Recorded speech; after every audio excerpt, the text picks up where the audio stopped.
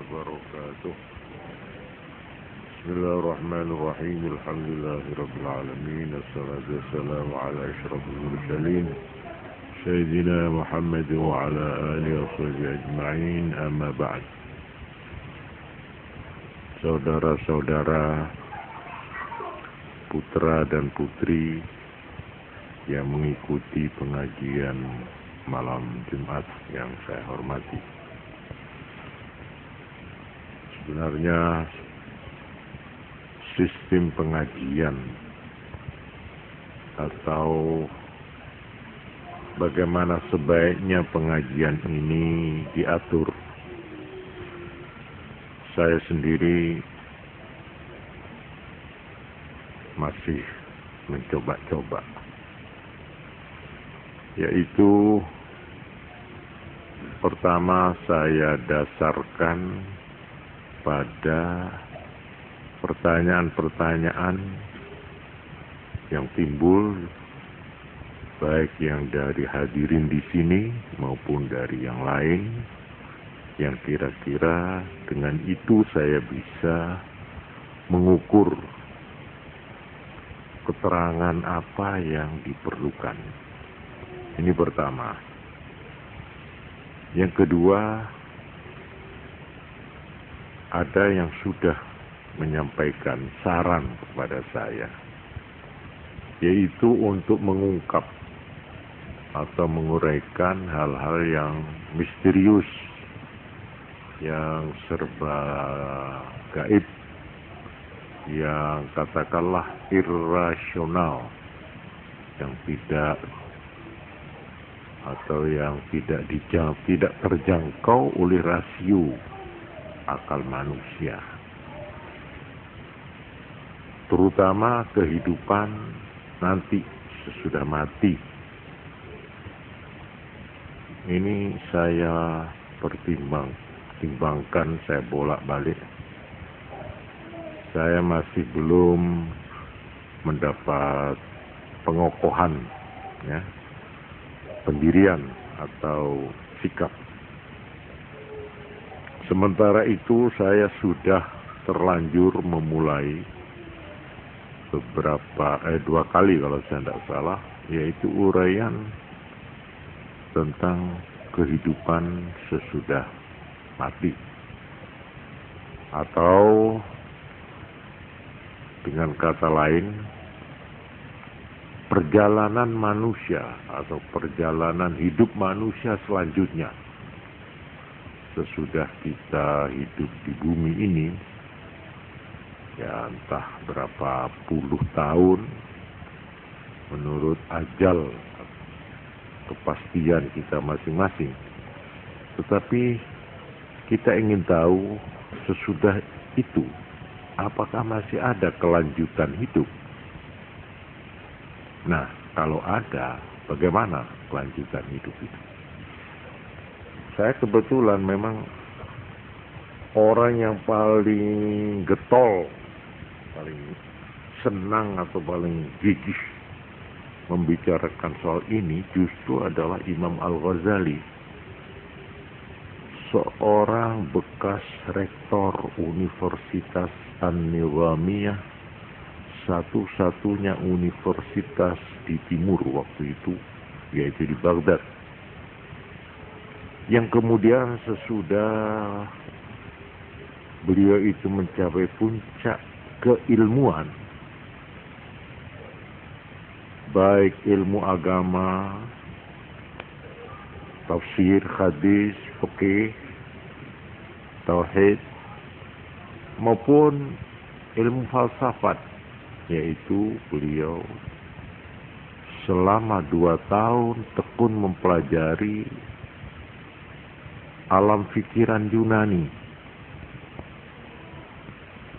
Di samping itu beliau hidup di zaman di mana aliran-aliran ilmu dan aliran-aliran kerohanian, kebatinan itu pesat-pesatnya, sehingga beliau bingung atau kebingungan atau dibayangi keraguan. Akhirnya beliau bertekad untuk memulai dari permulaan, yaitu dengan jalan mempelajari secara tuntas masing-masing aliran yang terdapat di masyarakat waktu itu, aliran-aliran keilmuan dan aliran-aliran kerohanian. Di samping beliau sendiri sibuk mengajar dan memimpin suatu klub atau suatu majelis ilmu di mana para ulama-ulama Baghdad berkumpul pada waktu-waktu tertentu. Beliaulah yang memimpin majelis itu. Orang ini, Al-Imam Al-Ghazali, sesudah mencapai puncak, baik puncak kedudukan sebagai rektor yang dekat dengan penguasa atau gubernur jenderal kota Baghdad waktu itu,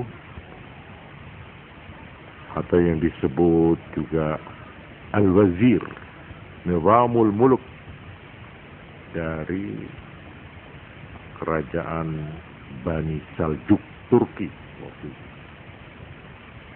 Di samping itu, katakanlah gaji beliau cukup besar, kedudukan beliau cukup tinggi. Sesudah itu beliau akhirnya untuk selama 11 tahun berkelana, meninggalkan semua jabatan, semua kebesaran, yaitu mengembara berkelana di padang-padang tandus, sampai akhirnya beliau dari Baghdad mengembara sampai ke Damaskus, Syria. Beliau menempuh perjalanan dan pengembaraan berkelana itu selama 11 tahun. Akhirnya setelah 11 tahun itulah beliau menemukan apa yang selama ini dicari. Apa yang selama ini membayangi hidupnya yang berupa keraguan, pertanyaan demi pertanyaan yang serba misterius, yang serba merupakan teka-teki hidup. Itulah sebabnya maka beliau, hasil yang beliau peroleh selama 11 tahun itu dibukukan dalam sebuah buku besar yang terdiri dari 40 buku yang dijadikan satu, merupakan satu ensiklopedi tentang hidup dan kehidupan ini yang disebut Ihya'u Ulumiddin, menghidupkan kembali ilmu-ilmu agama.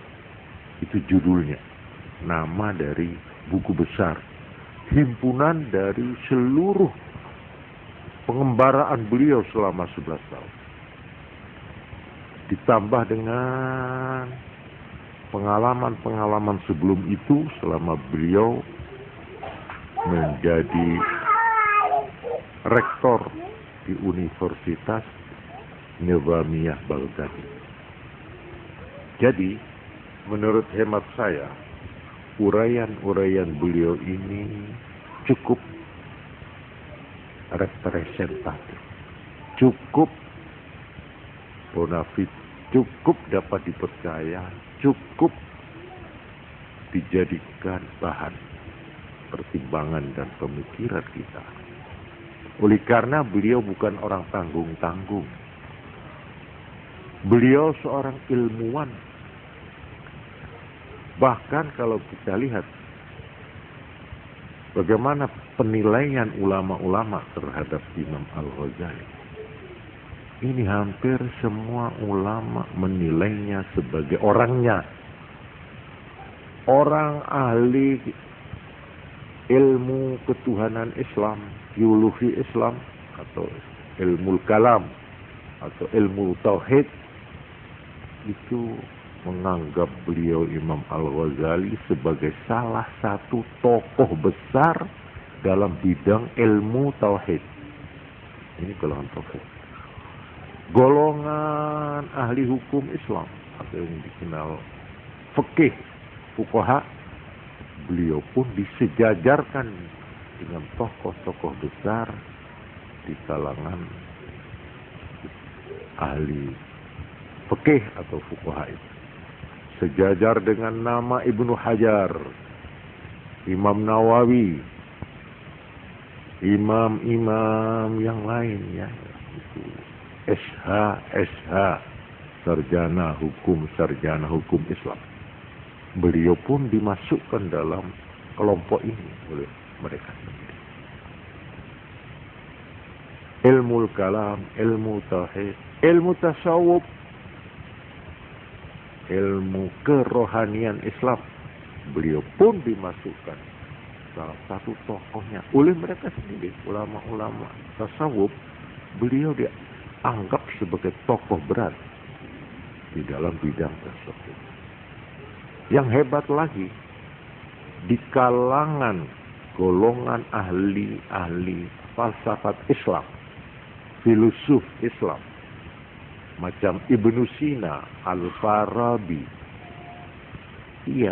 beliau Imam Ghazali juga dimasukkan salah satu di antara deretan filosof atau filosof atau ahli falsafat Islam yang terkemuka. Ini beliau. Nah, buku yang besar yang terdiri dari 40 kitab itu dijadikan satu, disebut kitab Ihya. Nah, di sini antara lain saya lihat ada bab pada jilid terakhir, Al-Babus Sabi' fi haqiqatil maut wa ma yalqahu al-mayyitu fil qabri ila nafkhatis sur. Bab yang ke-7 dari kitab yang terakhir menerangkan tentang hakikat mati. Apa itu nyatanya, senyatanya, sejatinya yang namanya mati. Wa ma yalqahul mayyit, dan apa yang akan dihadapi oleh yang disebut mayyit, orang mati, fil qabri, di dalam alam barzah, alam kubur, terus ila nafkhatis sur, sampai ditiupnya sangkakala, yaitu mulai orang itu mati, lalu nanti sesudah beratus-ratus ribu tahun mungkin dibangkitkan kembali tulang belulangnya yang sudah hancur, direkatkan kembali, dipulihkan kembali sehingga utuh, lalu dibangkitkan dari alam, dari kuburannya masing-masing, kemudian mengalami masa yang disebut hari terakhir, al-yaumul akhir, atau disebut hari dibangkitkan dari kubur, disebut yaumul qiyamah, hari kiamat. Kiamat itu artinya berdiri, bangkit dari kubur. Dan dikatakan al-yaumul akhir, hari terakhir, oleh karena inilah hari yang terakhir dari dunia. Sudah itu nggak ada lagi hari. Ditutup lalu kehidupan dunia ini, beralih kehidupan yang kekal abadi yang disebut akhirat. Nah, sebelum masuk jadi hari terakhir di dunia, lalu sebelum masuk ke akhirat, ke dunia akhirat, orang ini akan mendengar tiupan sangkakala dari malaikat Israfil. Waktu itu ditiup, maka untuk kedua kalinya seluruh makhluk mengalami kematian. Jadi mati itu akan dialami 2 kali. Mati sekarang, pindah ke alam kubur, alam barzakh. Kemudian dibangkitkan dari alam kubur, kita hidup di dalam hari yang namanya hari terakhir atau hari kiamat. Sudah itu mati lagi. Nah, sangkakala ini bahasa yang kita pakai untuk menerjemahkan kata-kata as-sur. Ila nafkhatis sur, sampai ke masa ditiupnya sangkakala, di mana di sana berakhirlah kehidupan kita yang disebut kehidupan yang fana. Itu berakhir sampai ditiupnya sangkakala. Jadi saudara-saudara, kalau melihat ini, kehidupan kita ini panjang sekali. Kita manusia ini sebagai makhluk Tuhan yang termulia, yang dianugerahi kenikmatan yang melimpah-limpah, kita harus bersyukur. Kita ini diberi umur yang terlalu panjang. Kita akan hidup terus mulai sejak sekarang sampai ila nafkhatis sur, sampai ditiupnya sangkakala. Coba bayangkan. Oleh karena itu, orang yang hidup, menghitung hidup itu hanya sampai di bumi ini saja, itu terlalu pendek. Itu tidak sampai 1% dari kehidupan yang masih panjang yang akan ditempuh oleh kita. Oleh karena itu agama memperingatkan, jangan kamu terpaku pada kehidupanmu yang hanya semenit di sini. Kamu masih harus melalui lorong embong yang panjang yang tidak kamu lihat ujungnya. Yang terdiri dari bukan hanya 1 menit. Tidak berjam-jam. Tapi bertahun-tahun, berpuluh, berabad-abad yang masih akan datang. Kamu mestinya jangan hanya memikirkan hari tua waktu pensiun. Itu hari tua itu artinya hanya 1 menit hidup di sini. Tapi yang mesti kamu pikirkan hari depanmu yang jauh, ila nafkhatis sur, sampai ditiupnya sangkakala. Di sana berakhir kehidupan duniawi ini. Sesudah itu barulah kita masuk ke alam baru. Yang alam yang baru nanti itu merupakan alam yang bukan alam fana, tapi alam baqa, alam abadi. Di sana tidak akan mengalami kematian lagi. Di sana tidak mengalami tua lagi. Tetap nom. Dan tidak mengalami kesusahan lagi. Tetap bahagia bagi mereka yang baik perjalanannya selama ini. Yaitu yang disebut alam akhirat. Nah, orang yang beriman sampai di sana pikirannya. Dia berpikir, dia bercita-cita, dia berangan-angan sampai ke sana, bukan sampai hari tua di sini. Umumnya kita cuma mikir bagaimana besok saya kalau tua pensiun enak, senang, bisa res, bisa tenang, bisa santai, bisa enak. Memang itu juga harus dipikirkan. Tapi kehidupan kita di bumi ini, katakanlah 1 menit. Kalau kita lihat jangka hidup yang masih panjang. Untuk melihat masa yang akan datang inilah Imam Ghazali bersedia dengan bersusah payah mengumpulkan baik dalil-dalil dari Quran, dari hadis. Sebab kita tidak akan tahu apa yang akan terjadi besok kalau tidak mendapat petunjuk dari yang membuat segala-galanya, pencipta agung, yaitu Tuhan sendiri. Tuhan yang beritakan ini ya, Kon besok mati, nek mati ngene. Ini perjalanan diteruskan. Nabi membantu memberikan penjelasan gini. Asalnya sekarang percaya enggak kamu? Enggak percaya, sudah. Sampai di sini sudah stop. Habiskan umurmu, kebahagiaanmu, kesenanganmu di sini aja. Di bumi ini saja yang 1 menit ini. Silakan. Silakan. Mimbar lah dari bagian iman. Mari ke sini, saya beritahu kamu ini manusia, makhluk yang oleh Tuhan sudah ditetapkan kamu adalah makhluk yang abadi, makhluk yang tidak akan sirna selama-lamanya, tidak sirna.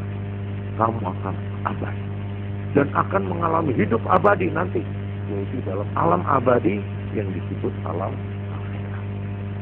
Percaya enggak? Percaya. Bahagia. Sekarang bersiaplah untuk mencari bekal. Bagaimana saya bisa menyambung hidup saya sampai ke sana itu? Ila nafhatus sur, sampai tiupan sangkakala itu. Fatazawwaju, maka berbekallah. Fa inna khairaz zadi. Karena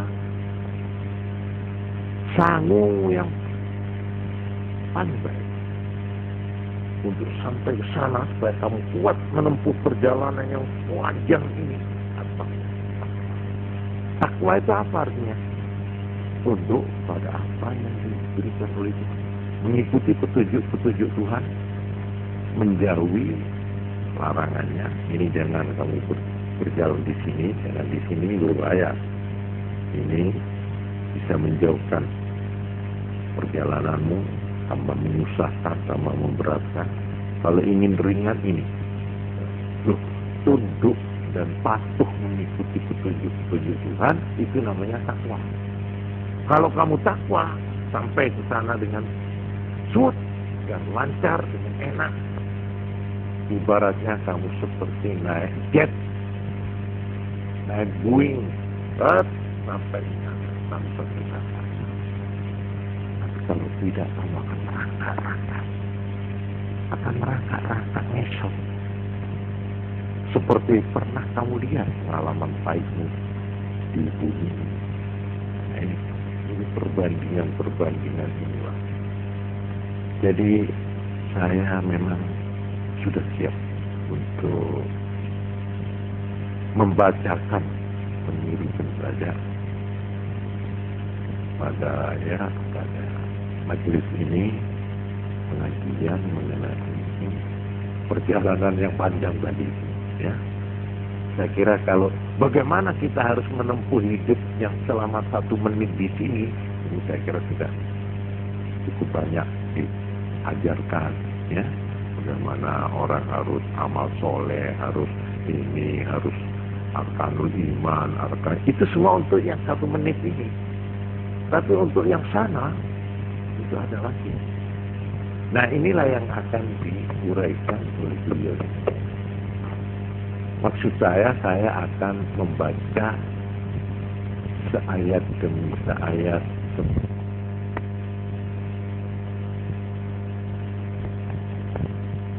untuk tidak mengemukakan komentar saya, opini saya, pendapat saya, konklusi saya. Pokok saya di sini ini tidak ingin saya ikut sertakan. Saya hanya jadi corong saja, cuma menirukan saja. Setuju tidak setuju, pertimbangkan nanti. Ini uraian beliau Al-Imam Al-Ghazali yang saya katakan tadi, seorang bekas rektor Universitas An-Nizamiyah yang tadi itu sudah saya terangkan siapa beliau itu. Ini satu. Kalau ada yang mengatakan ya setuju Pak, boleh saya mau mengikuti uraian itu ayat demi ayat, selembar demi selembar, maka ini akan saya pakai. Tetapi di samping itu saya sudah terlanjur untuk membuka pintu dan kesempatan bagi yang hadir untuk mengemukakan pertanyaan-pertanyaan. Mungkin pertanyaan itu ada yang menyangkut kehidupan nanti yang akan diuraikan oleh Imam Al-Ghazali. Ini nanti saya gabungkan saja. Tapi kadang-kadang ada pertanyaan yang justru masih berlaku di sini, di bumi ini, kehidupan kita di sini, yang 1 menit ini. Nah, umpamanya seperti ini pertanyaan. Apa sebab setiap orang mati diselamati? Nah, ini soal selamatan ini yang ditanya. Pada hari tertentu, misalnya pada 3 harinya, 7 harinya, 40 harinya, 100 harinya, dan seterusnya. Pertanyaannya itu apakah hanya adat saja ataukah ada hadisnya? Mohon penerangan. Yang kedua juga mengenai soal tahlil. Selalu diperdebatkan, mohon penjelasan. Nah, ini kan kalau saya menjawab ini pertanyaannya sederhana.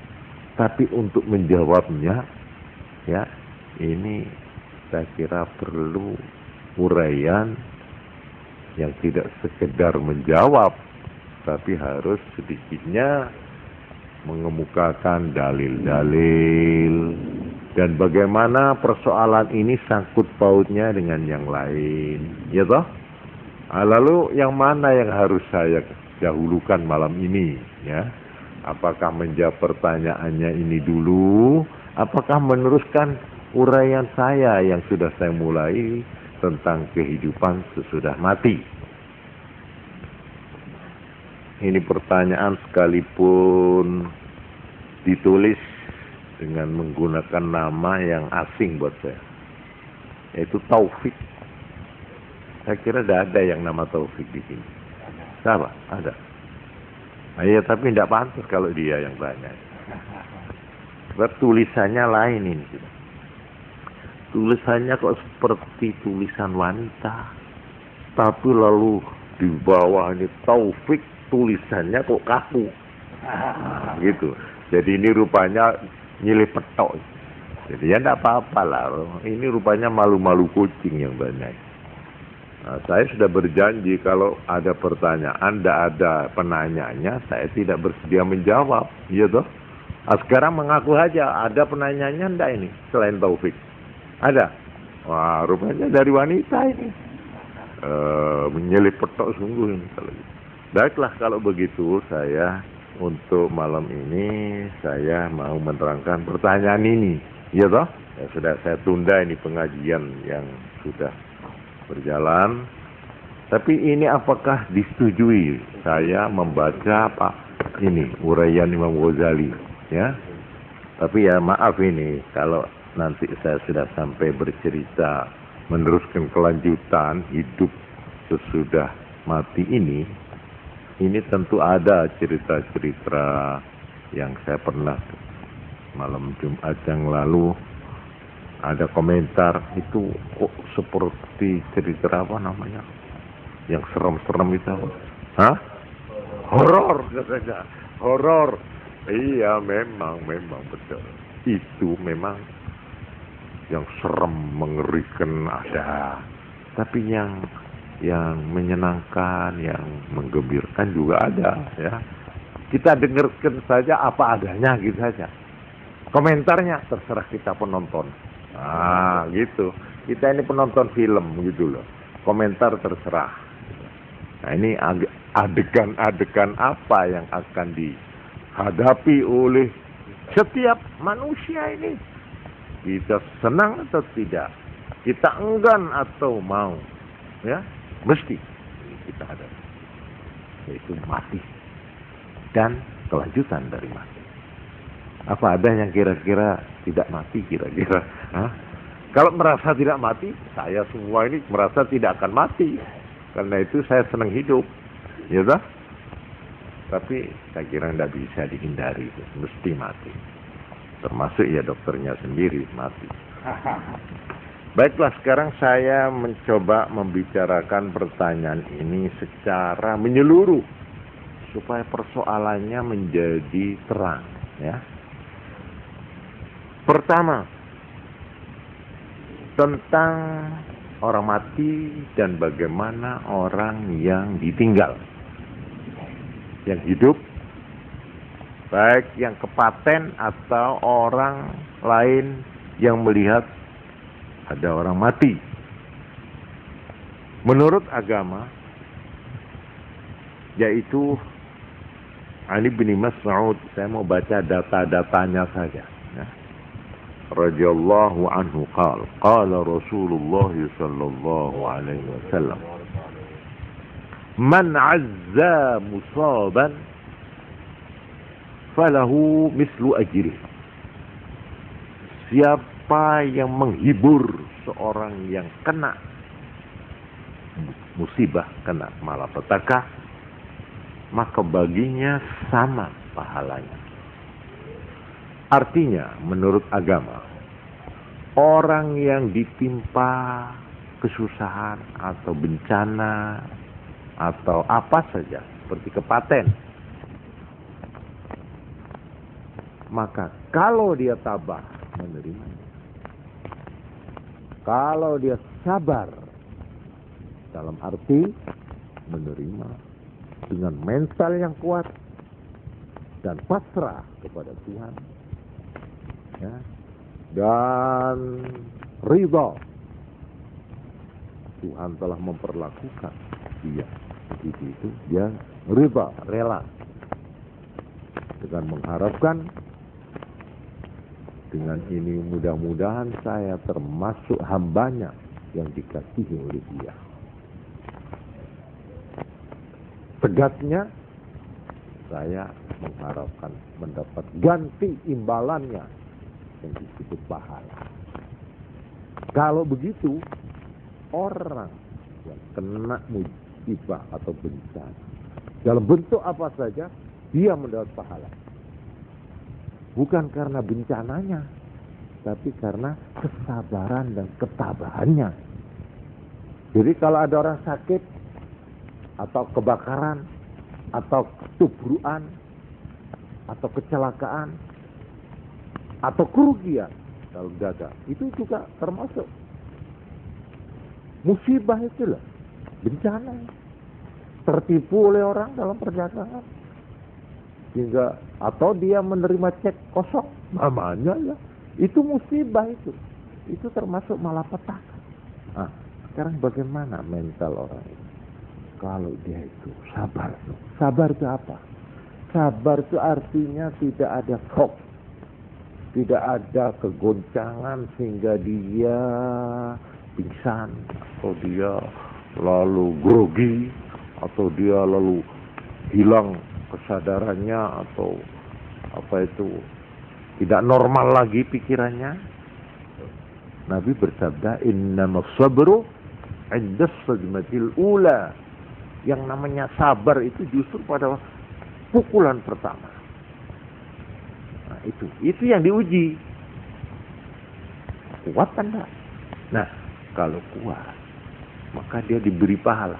Pahalanya orang kuat menahan ini, di dalam Quran dikatakan, innama yuwaffas sabiruna ajrahum bighairi hisab. Hanya orang yang tabah-tabah menerima bencana ini lah yang akan dibalas oleh Allah tanpa hitungan. Berapa? Jangan tanya berapa, terserah saya nanti. Itu kata Allah, ya. Karena itu nilai orang yang tabah menghadapi musibah itu digambarkan oleh Ibnu Abbas. Pernah saya beri keterangan, ya. Sabar itu ada 3, ya toh? Ini peranan kita itu, baik kita yang hadir, artinya di keliling mayit itu, maupun orang yang kepaten itu sendiri. Ini yang mau dilihat oleh Tuhan ini. Sabar 3 ini. Sabar ala ta'ah. Sabar melaksanakan tugas kewajiban. Sampai di mana dia? Sampai tuntas apa mandek di tengah jalan? Ini. Itu namanya sabar dalam arti kontinu, tabah, konstan, ya, sampai tuntas.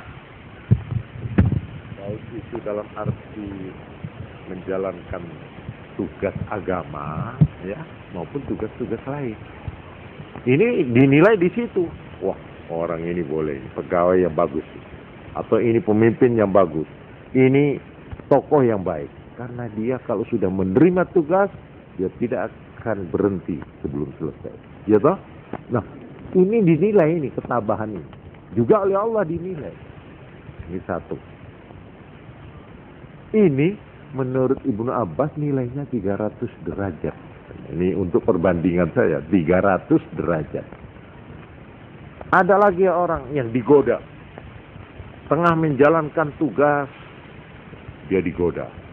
Macam-macam rayuan yang mau menyelewengkan perjalanannya. Nah, ini yang disebut maksiat itu. Atau durhaka kepada Tuhan, penyelewengan, manipulasi, ya, korupsi,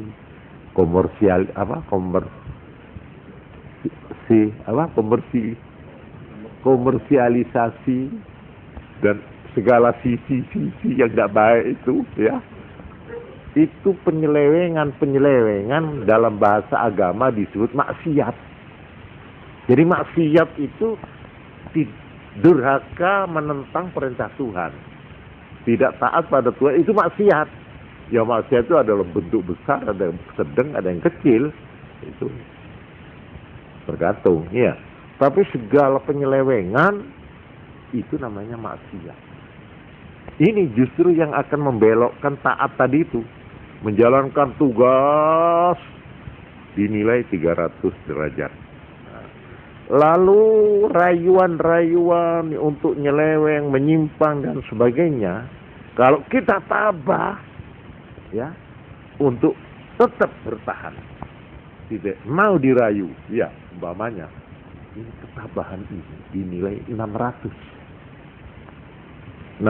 derajat. Jadi nilainya lebih tinggi dari tadi, iya toh?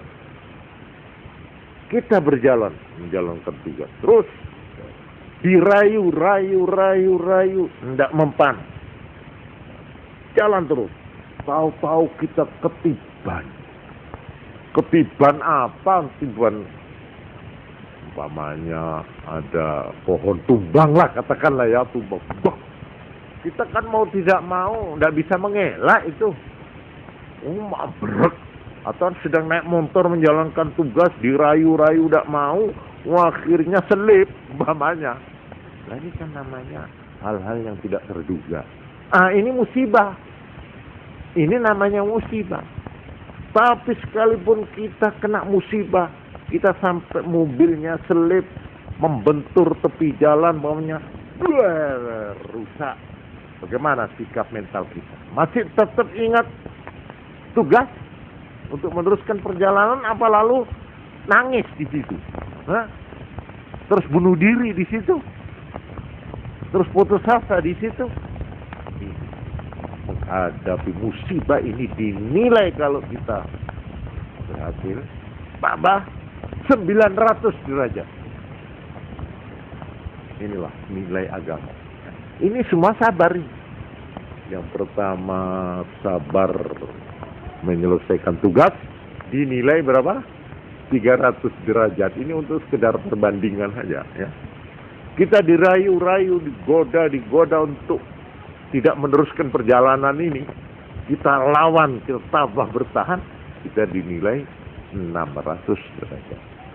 Kalau kita mendapat kecelakaan tiba-tiba yang mendadak, ya, entah kita apalah, ya, tabrakan apa, ya itu seperti kepaten, ya.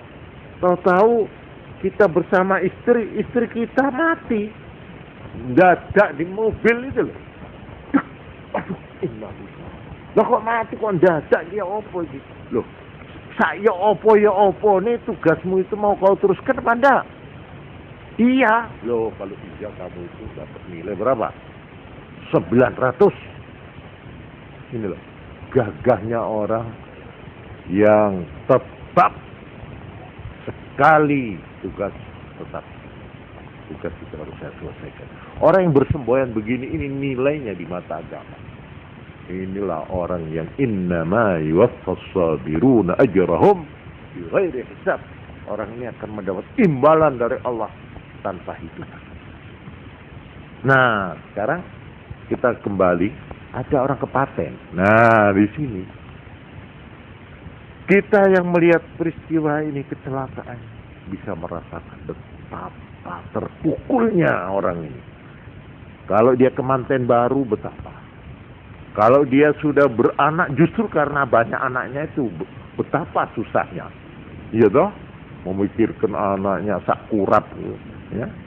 Ini apa ditinggal bapak Etole. Mama bapak Etole. Iya toh? Yang masih Joko juga begitu. Aduh, kasihan. Iya toh? Dia tidak pernah mengecapi yang namanya hidup. Nah, iya toh? Belum pernah apa-apa, dia sudah kesusu umpamanya. Ini semua kesedihan-kesedihan. Kita yang melihat, dikatakan siapa yang menghibur orang yang kena bencana, maka kalau berhasil orang itu dan tabah, berpikir seru-seru sampai umpamanya ya, dihibur, diperkuat hatinya sampai berhasil.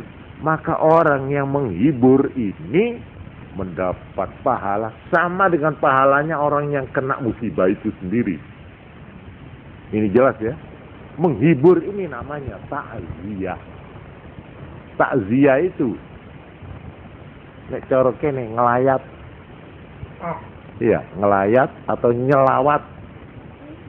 Ya, takziah. Atau dalam bahasa modern bela sungkawa. Jadi bela sungkawa itu jangan nambahi sedih. Sampai nambahi, aduh, kula balik eling, kula biar ditinggal bojo kula niku, aduh. Oh, itu duduk takziah iki jenenge. Ini justru yang dilarang. Ini yang namanya niyahah. Niyahah itu meratapi nasib, meratapi kesedihan. Ini haram. Apalagi lalu yang namanya an-nadbu. Ngitung-ngitung kebaikan yang mati dengan tujuan eman. Dak lilo. Duh, mas kula niku tuh paling apik sak donya. Duh, ampun niku masalah.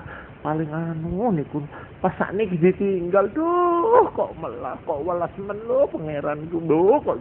Dadak iku sing didhisikno kok ora aku ae. Loh, ngeten iki dosa gede. Ini mayat itu tersendat-sendat dia. Karena ditangisi lah ya apa? Arab menghadap Tuhan ditarik-tarik buntute. Kan dia kan mau maju, ketarik lagi. Sampai ada orang mau mati. Ya, ini saya melihat sendiri. Waktu keluarganya itu menangisi dalam arti tidak lilo. Ya. Jangan Mas. Betul. Diturut oleh Tuhan. Tapi tersiksa ini. Nyawanya susah. Sudah di sini. Balik. Begitu lagi. Saya nangis. Saya marahi itu istrinya itu. Tega kamu melihat begini nih ya. Disiksa suamimu ini sekarang. Karena engkau meratap. Karena engkau tidak rela. Tidak ridha melepaskan. Ayo teruskan, biar dia dipermainkan oleh malaikat maut. Dia baru setelah saya sentak gitu. Dia pun matinya. Ini betul-betul sabda Nabi. Bahwa orang mati itu akan disiksa karena diratapi oleh keluarganya, oleh famili. Diratapi dalam arti apa? Tidak rela dicabut, ya, diambil oleh Tuhan, tidak mau, tidak boleh. Itu yang haram. Nah, untuk ini dipakailah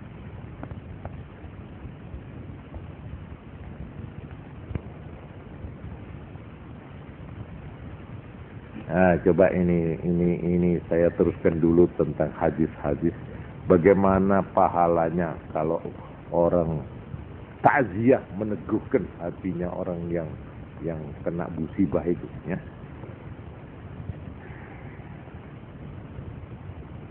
Man azza sakla kusya burda atau barza. Hadis dari Abi Barzah.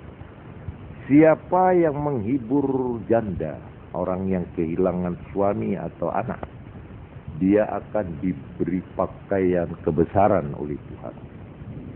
Dalam hadis yang lain, ma min mu'minin yu'azzi akhahu bi musibatin.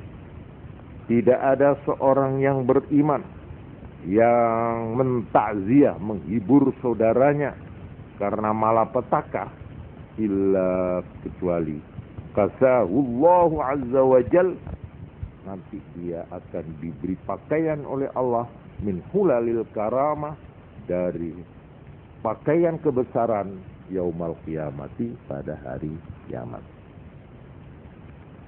Jadi takziah ini termasuk perintah agama.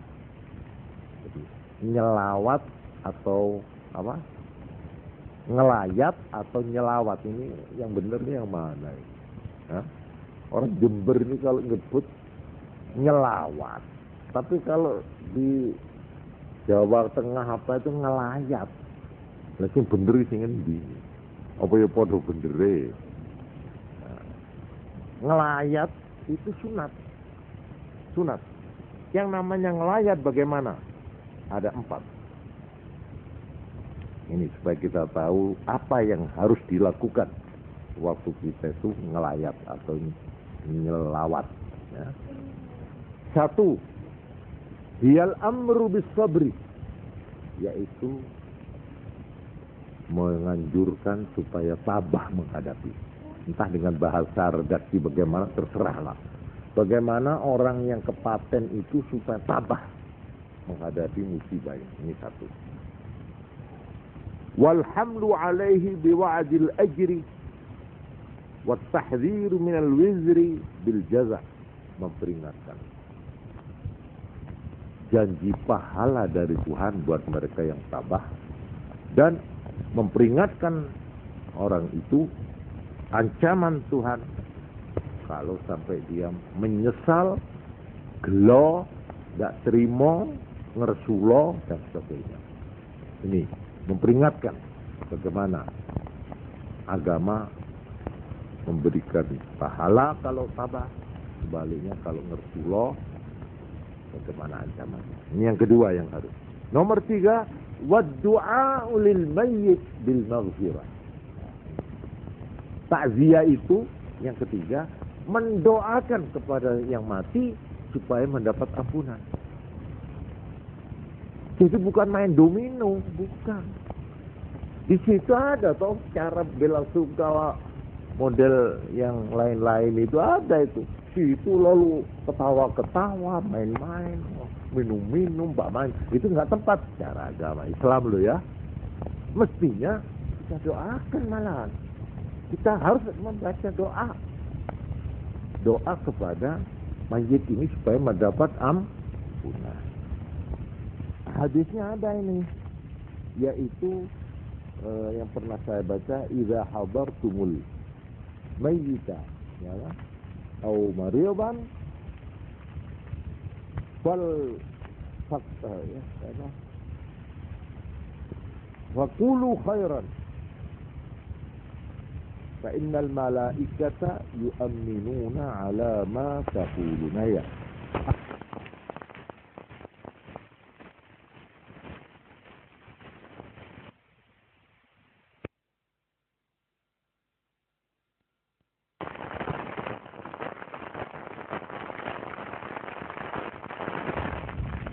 Fa innal malaikata yu'minuna ala ma taquluna ya. An Ummi Salamah. Dadi nek wong layat niku mboten rame-rame. Napa mbak? Iki mak omong dak karuan. Tambah bingung ki sing kepaten iki. Endi sing mikir bojone mati, endi mikir ana tamu sing guneman terus takon sing ndak. Jangan dibangkitkan. Niki kok napa Salim? Anu niki sedane niku penyakite napa? Wah, dadak dielingno penyakit barang. Literano mati anu. Lah kok mboten dibetot dokter malah dipaedu pisan. Wah, iki jenenge nyiksa iki tamu iki. Itu bukan ngelayat itu. Ya, bukan takziah itu. Yang dianjurkan agama bukan, ya. Yang dinamakan malah satu supaya orang ini tabah, titik. Suruh tabah dan diterangkan orang yang tabah itu mendapat pahala dan sebaliknya kalau Rasulullah tidak ada gunanya, toh sudah mati, ya toh. Nah, dan lagi kalau Rasulullah disiksa, kamu disiksa juga mayitnya yang dipersukar nanti. Nah, ini 2. Nomor 3 mendoa seperti hadis ini. Beliau Ummi Salamah, saya ulangi lagi, Ummu Salamah itu istri Nabi.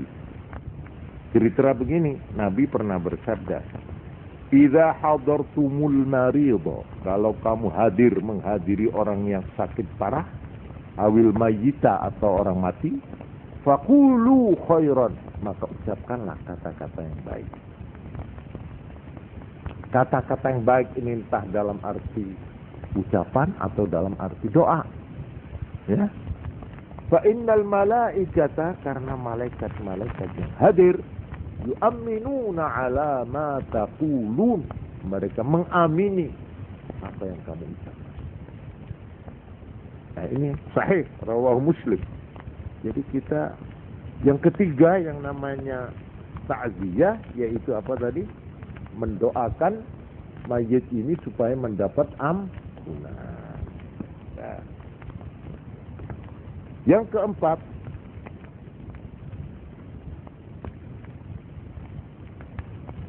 walil hayyi bijabril musibah, mendoakan yang hidup, istrinya atau suaminya yang masih hidup, doakan mudah-mudahan dia dapat imbalan, dapat ganti, dapat perlindungan dari Allah yang lebih baik daripada ketika yang mati itu masih hidup. Jadi kita mendoakan yang hidup, ya bukan mendoakan supaya lekas-lekas dapat suami baru, bukan, atau lekas-lekas mendapat istri baru, bukan. Jangan begitu, nah itu menusuk perasaan itu, ya nggak kena itu. Tapi kita mohon begini, ya Allah, yang dicabut suaminya atau istrinya ini, ya mudah-mudahan olehmu jangan engkau kurangi perlindunganmu, perlayananmu, ya terhadap dia. Bahkan kami mohon lebarkanlah rezekinya karena dia sekarang sudah kehilangan. Itu yang betul. Banyak orang perempuan ini saat kita ini, ketika ada suaminya, hidupnya itu biasa. Orang semua khawatir waktu dia ditinggal suaminya, dia akan menderita. Justru sebaliknya, rezekinya dibuka oleh Allah. Sehingga dia itu ketika suaminya ada, malah ganti rezeki dia perempuan ini. Ya entah, ada saja, malah diparingi cukup. Adik-adiknya itu, anak-anaknya, oh bisa dikawinkan semua dengan cara yang di luar dugaan. Ini betul, saya berani menjadi saksi. Saya cuma malu mau menyebut siapa-siapa janda yang begitu. Tapi saya banyak itu. Jadi Allah Subhanahu wa ta'ala bukanlah zalim. Tuhan tidak kejam kalau dia mencabut suami orang itu atau istri orang itu. Ada hikmah. Justru ini sendiri merupakan testing ujian iman toh.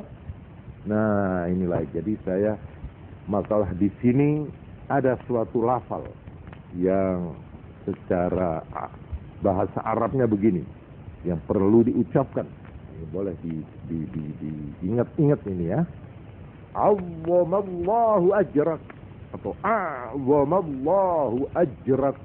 Ini kalau kita berbela sungkawa, kepada orang kepaten, a'zamallahu ajrak, mudah-mudahan Allah memberi pahala ibu dengan pahala yang besar. Ini satu, a'zamallahu ajrak wa ahsana izzaka, dan mudah-mudahan Allah lebih baik menghibur engkau terhadap malapetakamu itu. Engkau akan mendapat hiburan dari Allah yang lebih baik. Wa ghafara limayyitik, dan mudah-mudahan Allah mengampuni orang yang matimu, artinya mayitmu yang mati. Wa jabara musibatak, dan mudah-mudahan malapetaka atau musibahmu ditempel oleh Tuhan. Ibarat bolongnya ini ditempel oleh Tuhan. Au akhlaf alaik, mudah-mudahan kamu diberi ganti imbalan yang lebih baik. Tapi ya jangan disebut mudah-mudahan dapat suami yang baik, jangan. Yaitu saya sendiri, jangan begitu. Itu dosa itu. Orang susah-susah kok malah diintip-intip. Enggak boleh, itu free kick gitu namanya. Ya.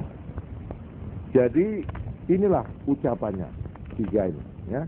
Mudah-mudahan engkau mendapat pahala yang besar, ya, atas musibah ini. Mudah-mudahan Tuhan akan memberikan hiburan, penenang. Mudah-mudahan jenazah atau mayitmu, yaitu suamimu atau anakmu, akan diampuni dosanya oleh Allah. Dan mudah-mudahan malapetakamu ini sekaligus tuntunan agama kalau takziah, ya toh? Takziah itu hanya dianjurkan sebelum lewat 3 hari sesudah mati. Jadi dari mati itu tidak boleh lewat 3 hari. Itu sunat mendapat pahala. Kita takziah melakukan bela sungkawa itu batasnya berapa? 3 hari. Ini yang baik dan sunat. Hari berkabung itu adalah 3. Masih anu toh, masih bisa, masih sedih, ya. Nah, lebih dari 3 hari makruh. Lebih dari 3 hari kurang baik. Jadi umpamanya sudah 1 minggu, ada orang datang, oh Mbak Yu, sampean kepaten. Iya 1 minggu. Aduh ya, oh ini membangkit ini, mengingatkan lagi saya sudah terhibur, sampean mewek-mewek saya nangis lagi nih. Nah ini malah tidak baik kalau ini. Karena itu diberi batas. Bela sungkawa itu hanya berapa? 3 hari. Ini ada kata-kata 3 hari. Kemudian ada lagi sabda Nabi Muhammad sallallahu alaihi wasallam. Waktu Ja'far ibnu Abi Thalib itu apa namanya? Misananya Kanjeng Nabi gugur. Itu keluarganya dalam keadaan prihatin bela sungkawa. Nabi lalu bersabda kepada sahabat-sahabat, isna'u li ali Ja'far ta'aman. Bikinlah makanan untuk keluarga Ja'far.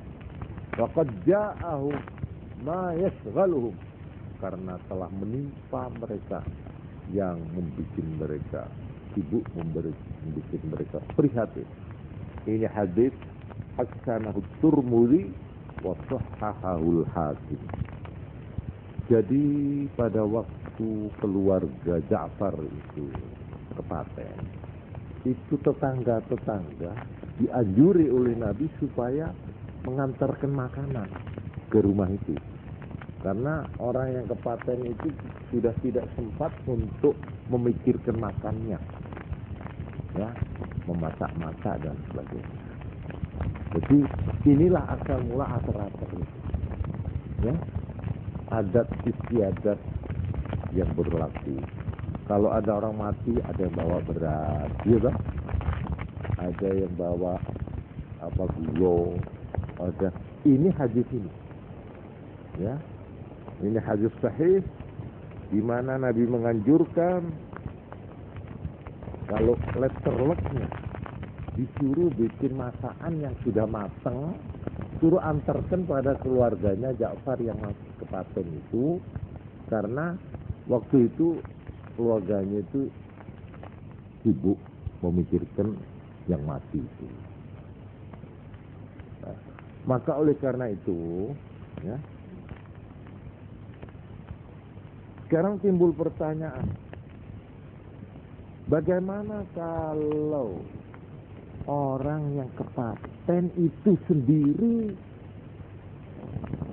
sudah ditimpa kesusahan, kepaten masih harus menyiapkan makanan, masih harus dia itu bersusah payah masak untuk menghormat mereka yang ngelawat atau ngelayak tadi itu. Bagaimana?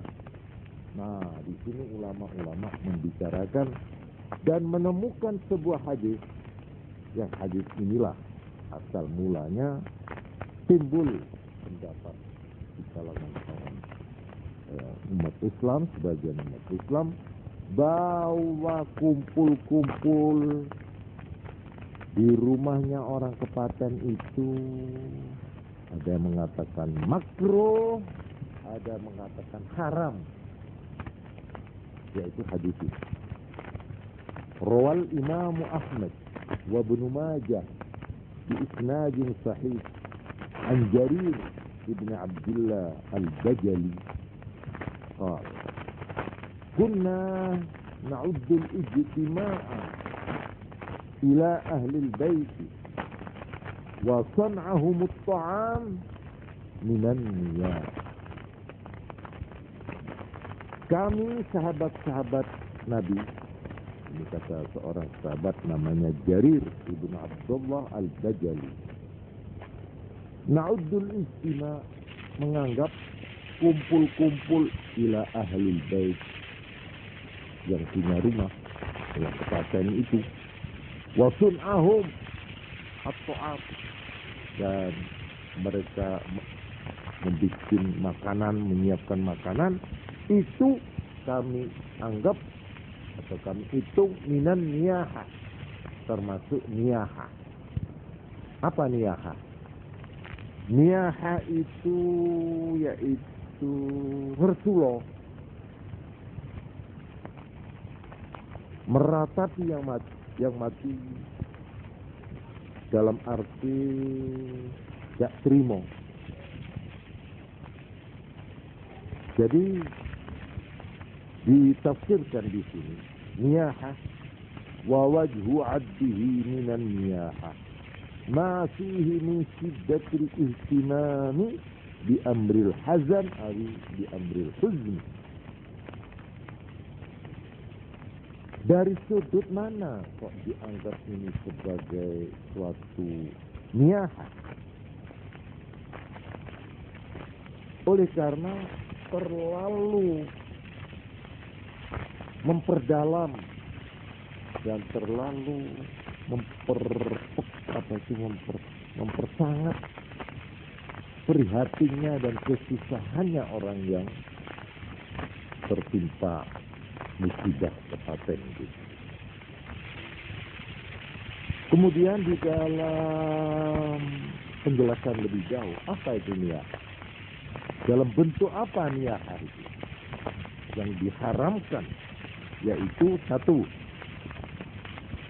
al-buka'u ma'a raf'is saut wan najdi wa huwa haram minal kabair.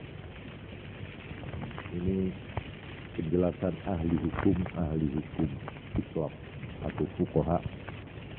Yang dimaksud niyahah ialah menangis dengan mengangkat, menyaringkan suara, bengok-bengok, melolong-lolong, ya. Jadi, nangis yang keras, itu niyahah. Itu tandanya gak terima itu. Aduh, kok bapak itu leh, kok ditinggal aku, kok mentolokannya. Jadi ini gak boleh, ini haram dan termasuk dosa besar, ya. Wan najdi, ngitung-ngitung keapiannya wong itu. Jadi kebaikannya itu hilang sekarang karena adik mati. Itu disesali, ditangisi, dirata begini ini niyaha. Ini kan tidak menerima no artinya. Nah ini yang diharamkan ininya loh. Ini satu. Nomor dua, wasyakku saubin wa mislih. Wasyakku saubin, merobek-robek baju. Aduh, pamanya itu sambil merobek-robek kudungnya, iya. Atau terus apa? Gak kotrek-kotrekan fotonya dirusak ini, lemari ini, ini haram ini. Ini termasuk niyaha, tidak terima ya. Juga wa misluhu latmul khudud, nampilingi pipi, rupui. Dijabak-jabak itu. Aduh, ini mati. Ini dosa, ini dilarang. Ya, tidak usah selamatkan, begitu aja haram begitu. Gulung uming bamanya ya, dosa itu. Itu yang si mayit tersiksa itu. Karena dia digodeli oleh keluarga. Wa nashrus sya'r, dan ngure-ngure rambut itu udah digelung dia, semrawut kabeh sampai telek rupanya. Ada lagi di sini wa taswidul wajhi wasiyab, membikin hitam mukanya, dicoret-coret namanya, ya, wasiyab dan bajunya, gitu sebarang. Aku jangan turun aku lalu, gamangan aku. Apa itu? Ini tidak boleh begini. Ini yang niyaha, ini yang dilarang. Jelas ya, haram itu. Jadi Kanjeng Nabi Muhammad sallallahu alaihi wasallam menegaskan soal yang dimaksud niyaha ialah dalam sabdanya, laisa minna, tidak termasuk kita. Man darabal khudud, siapa yang menempilingi, memukul pipi, wa syaqqal juyub, dan merobek-robek sak. Saknya itu dirobek-robek. Wa da'a, dan bengok-bengok bid'awal jahiliyah, dengan seruan-seruan yang tidak berbau agama. Jahiliyah. Ya, entah dengan cara, oh kenapa adik mendahului aku, mamanya. Bukankah baru kemarin kita di jembatan, mamanya. Oh apa itu? Nggak boleh itu. Apa kata-kata apa itu? Loh ini Pak, ini kesenian ini Pak, kesusastraan, deklamasi terakhir katanya. Gak usah deklamasi ya. Itu yang dinamakan wada'a da'wal jahiliyah, yang tidak berbau agama Islam. Tetap. Wa qala sallallahu alaihi wasallam,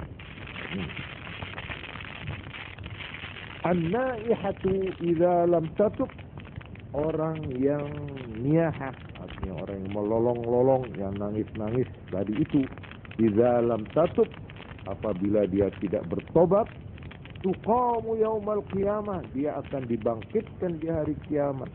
Wa 'alaiha sirbalun min qatiran, dia akan pakai baju terbuat dari qatiran, wa dar'un min al-jurab, pokoknya dia akan disiksa berbaju aspal yang panas, ya, dan diberi siksaan lah pokoknya orang yang niyaha. Artinya dengan ancaman ini berarti orang yang niyaha itu termasuk dosa besar, bukan haram saja, dosa besar. Orang melolong-lolong ya sampai gulung kuming, mukul-mukul mukanya terus seperti orang edan, itu termasuk dosa besar. Apa maksudnya? Intinya apapun perbuatan yang yunafir ridha bil qada'i wal qadar, yang menunjukkan tidak rela menerima takdir Allah. Ya, musibah ini diterima dengan rasa jengkel, dengan rasa marah kepada Tuhan. Kenapa suami saya, kenapa istri saya diambil? Nah, ini tidak ridho. Ini yang penting, wa yadullu 'alal jaza', dan menunjukkan atas rasa kecewa, wasukhut, dan marah. Ini yang dilarang. Sudah jelas ya. Nah, tadi sahabat Jarir bin Abdullah Al-Bajali mengatakan, kumpul-kumpul di rumah mayit dan membuat makanan itu kami anggap sebagai niyahah. Nah, di sini orang menggunakan pikirannya. Apakah betul tahlil yang diadakan di sini itu termasuk meratapi dan tidak nerima? No. Nah, ini motivasinya yang harus dicari dulu. Apakah justru mereka itu dengan tahlil itu berdoa memohonkan ampunan? Nah, di sini. Karena itu akhirnya ulama mengatakan paling netral makruh. Paham tidak ya? Paling netral makruh. Jadi orang kumpul-kumpul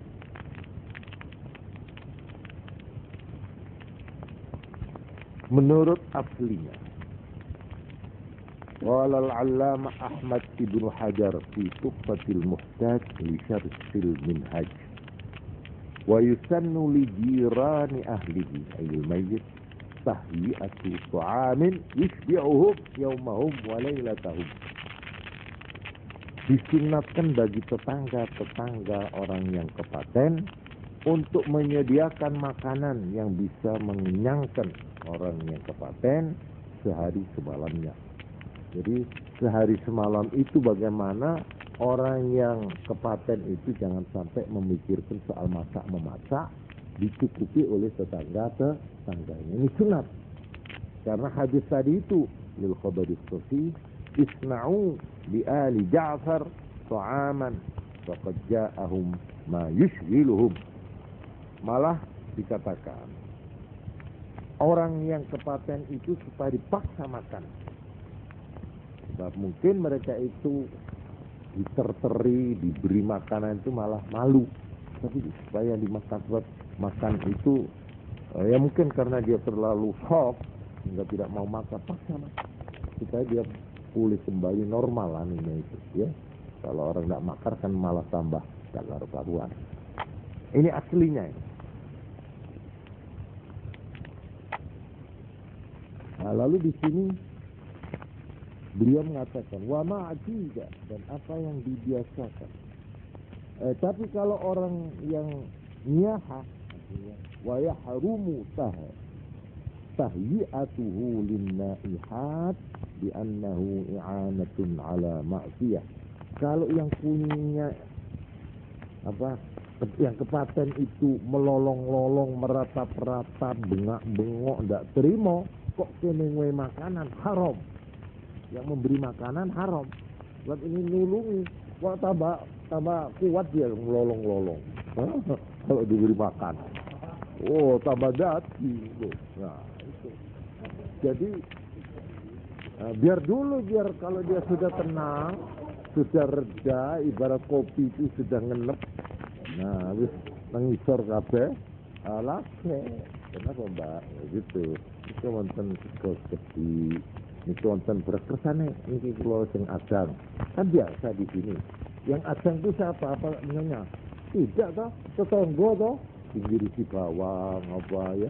Itu kebiasaan di sini. Itu cocok dengan ini. Sunat. Ya, membantu. Jangan dibebankan pada uangnya yang punya. Jangan. Jadi tangga tumbas sana berat.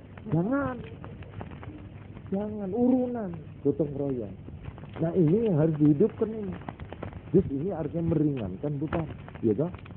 Tapi kalau kita yang kepaten dijalui, ini ada biaya. Biayanya cuma berapa? 100.000. Wah. Itu aku mikir malahan di sini dikatakan kalau uang mayit, kalau mayit itu punya utang, lalu hartanya peninggalannya itu lalu diambil untuk selamanya, haram. Karena utang harus didahulukan. Jadi harta miliknya orang yang kepaten, ya, ini yang harus didahulukan tiga sebelum dibagi waris. Pertama, untuk sekedar menyelenggarakan penguburannya, biaya penguburan boleh, ini diambilkan pertama. Ya berapa kan tidak banyak lah, untuk kain kafan, ya, untuk itu. Ya. Syukur kalau ini tidak bisa dikeluarkan umpamanya dari gotong royong anak-anaknya atau keluarganya, lebih baik. Terus yang kedua, utang harus dilongi dulu. Jadi uangnya berapa? Namanya katakanlah 10 juta. Nah, sekarang pinjamannya pada bank berapa? Kepada berapa? Harus dikurangi. Katakanlah sampai umpamanya tinggal 2 juta. Yang 8 juta untuk membayar utang. Harus itu, tidak boleh itu. Kalau dia berkewajiban zakat dan belum zakat, harus dikurangi zakatnya sebelum diwaris. Jadi tidak boleh terus merem, ayo anaknya 3 terus dibagi, nggak boleh itu nggak sah. Harus kasihan itu nanti ini ditepuin nanti kuburan itu loh, punya tanggungan itu dia gitu. Masa kita mau menari-nari di atas penderitaan orang tua kita? Ya, karena itu kalau kita menjadi ahli waris, hendaklah tahu diri, ya. Jadi kita itu dahulukan kepentingan mayit. Satu, bagaimana dia dapat ditanggung sampai selesai. Seperlunya diambilkan. Yang kedua, utangnya harus diselesaikan. Jangan kesusu dibagi, karena itu biasanya pembagian waris itu nanti kalau sudah berapa harinya gitu loh, ya, entah 100 harinya, entah berapa harinya, pokoknya sudah perhitungan utang-utang itu sudah selesai. Nomor 3, apakah dia itu punya tanggungan zakat atau enggak? Kalau dia kaya loh, kalau punya tanggungan zakat ya harus dikeluarkan dulu zakatnya. Malahan ada lagi keempat, apakah dia sudah berkewajiban haji atau belum? Kalau dia sudah berkewajiban haji tapi belum dikerjakan, juga harus. Nah itu karena itu ada yang menghajikan orang mati kan ada itu. Nah itu caranya sudah murah, ya, gampang.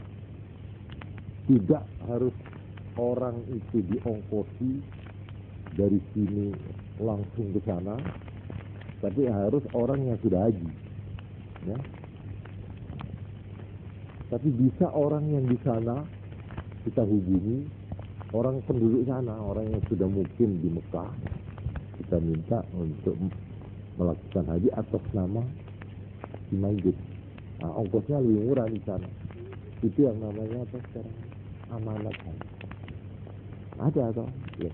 Itu karena menganggap yang mati itu punya tanggungan, mestinya wajib haji, tapi belum dikerjakan. Nah, ini nanti saya kemukakan dalil-dalilnya. Ya, sudah itu barulah ini waris. Sudah jelas ya? Kalau sudah waris berarti sudah menjadi berpindah milik, bukan mayit lagi, tapi yang punya adalah ya ini ahli waris. Si A dapat ini, B, C sudah dibagi, cek. Kemudian sekarang umpamanya atas persetujuan dan izin dari anak-anak ahli waris, yang sudah dapat bagian masing-masing, iya. Mereka lalu ingin bersedekah,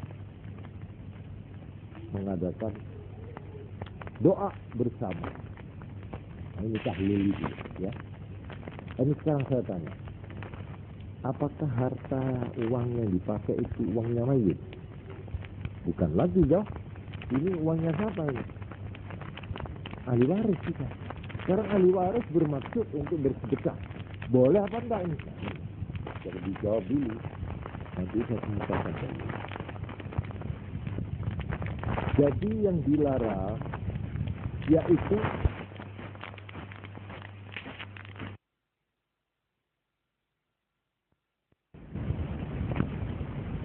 apabila selamatan itu menambah beban yang ini yang tidak sesuai dengan sabda Nabi tadi, justru Nabi menyuruh tetangga-tetangga untuk membuatkan makanan buat yang kepaten supaya untuk meringankan beban justru. Apakah itu berupa makanan sudah matang?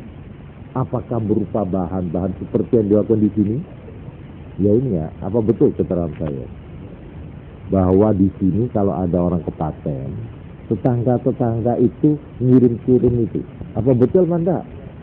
Istri-istri ini loh, ini yang hadir. Apa diambilkan dari uangnya yang kepaten, apa gotong royong dari tetangga-tetangga? Nah, di sini pertanyaannya. Dilarang tidak dilarangnya, baik tidak baiknya di sini. Kalau itu menambah beban yang kepaten, itu nggak baik. Paling sedikit makruh, ya makruh. Tapi kalau diambilkan dari mayit yang punya utang, haram. Mengurangi harta apa? Mayit yang punya utang atau punya kewajiban tadi itu loh. Nah, itu nggak boleh. Tapi kalau memang makanan yang disediakan di situ itu dari gotong royongnya tetangga dan teman-teman, oh bagus, itu sesuai dengan anjuran Nabi, isna'u li ali Ja'far ta'anan faqad ja'ahum ma yushgilu. Ini jelas enggak ini persoalannya? Ini saya petani satu-satu supaya kita tahu dari segi mananya harus dilihat itu. Bagaimana? Apa yang bertanya merasa sudah terjawab itu? Siapa yang merasa bertanya kok menengai?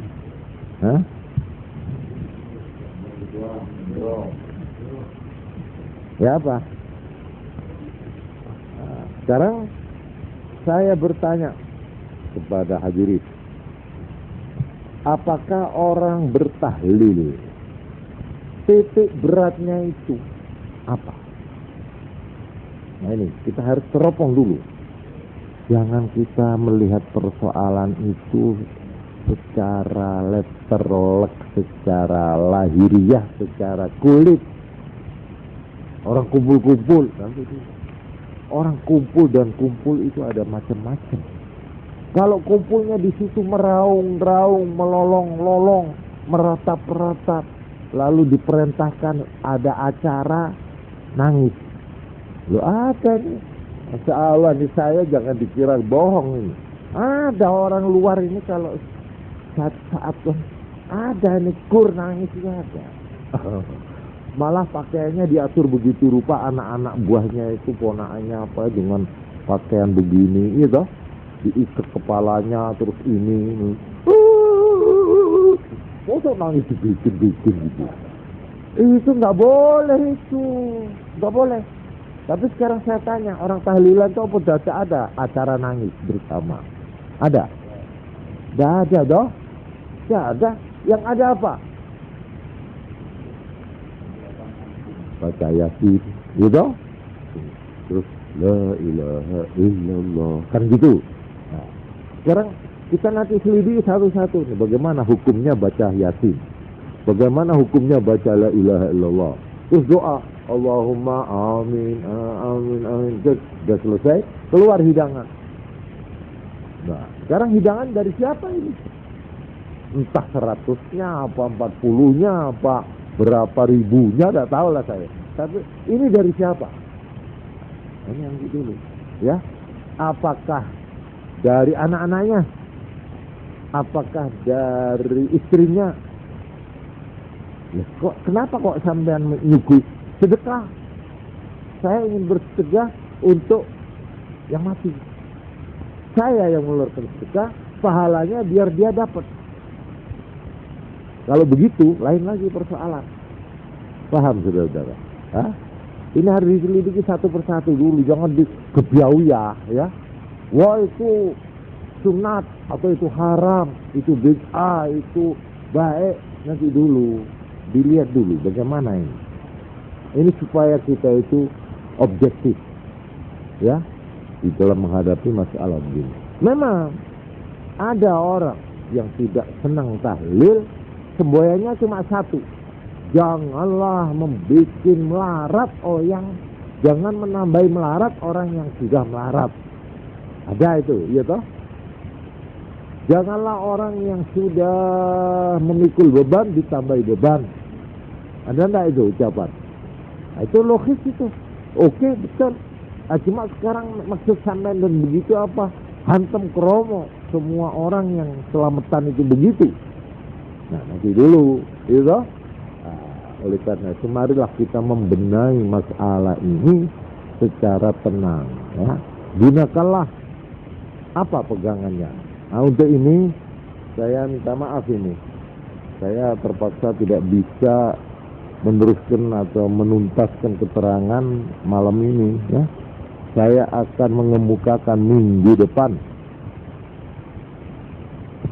bagaimana dan apa yang dilakukan orang ketika melakukan tahlil dan apa dalilnya,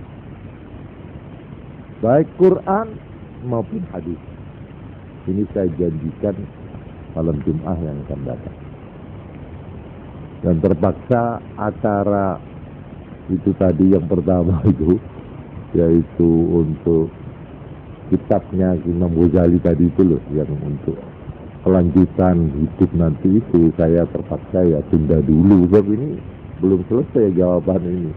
Saya memang mengatakan ini pertanyaannya sederhana sekali, tapi oleh karena masalahnya ini saya anggap masalah yang perlu dipahami terutama oleh angkatan muda, oleh generasi muda, ya, maka perlu ini dijelaskan secara agak terperinci sedikit, ya, supaya kita itu jangan termasuk di dalam firman Allah, wala taqfu ma laysa laka bihi 'ilm inna as-sam'a wal basara wal fu'ada kullu ulaika kana 'anhu mas'ula. Ini satu ayat yang berlaku. Wala taqfu, jangan kamu mengikuti ma laysa laka bihi 'ilm, apa-apa yang kamu tidak punya pengetahuan tentang itu. Kamu tidak ngerti lor kidul, ikut-ikut toh, tidak boleh. Jangan kamu mengikuti sesuatu yang kamu belum mengerti. Inna sama karena pendengaran, wal basara penglihatan, wal fuad pikiran, hati.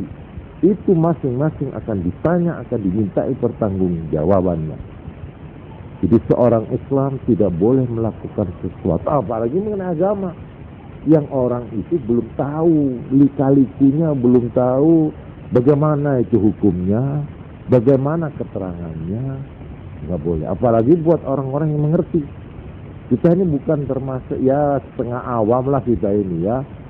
Kita bukan orang yang termasuk tingkat tinggi, tapi juga bukan tingkat terendah.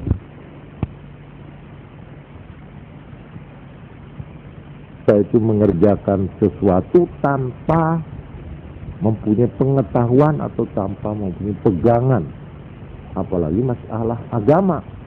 Oleh karena itu saya insyaallah minggu depan saya akan mengemukakan apa alasannya mereka yang mengadakan tahlil, apa yang namanya upacara taklim, nyatusi apa itu, hitung dinanan, ya yang ditanya itu 7 hari, ada lagi apa 40 hari, 100 hari, ada lagi haul, ya haul. Itu apa itu Pak? Mohon diterangkan. Nah, insya Allah mampu saya, ya akan saya coba menjawabnya minggu depan. Mana? 7 ya. Ya kita akhiri saja, dan saya kalau ada keterangan yang kepreset atau yang terlanjur kurang baik pada pendengaran atau keliru dan atau menyinggung, ya saya mohon maaf ya. Dan kalau keliru dan tahu kekeliruan saya, mohon diperbaiki. Pokoknya saya minta dikoreksi. Dan saja, kurang lebihnya saya mohon maaf. Assalamualaikum warahmatullahi wabarakatuh.